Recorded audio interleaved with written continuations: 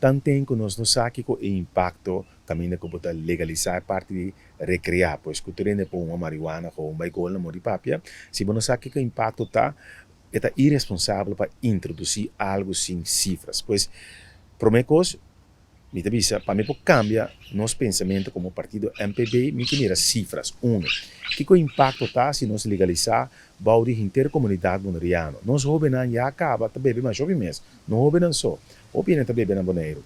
Não tá correndo auto, tem hora, bom mesmo mira com polícia, partir mais jovem boot mesmo. Tá correndo auto, tem hora com pouco álcool demais den curva. Ou com álcool, com marihuana, tem cabeça também.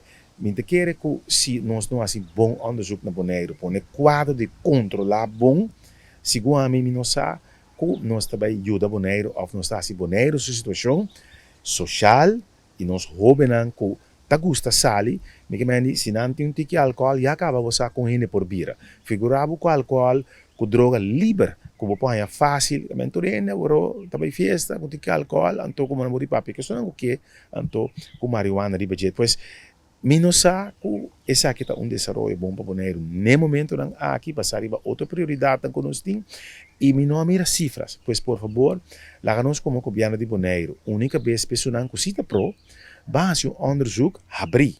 Então põe cifras arriba a mesa e nós estamos a ventaja e desventaja de legalizar uso de momento de marihuana na boneiro. Então, nós que um debate público também em Conselho Insular. Pessoas que estão pro, pessoas que estão contra e já não tomam uma decisão balançar com a maioria da para su trás.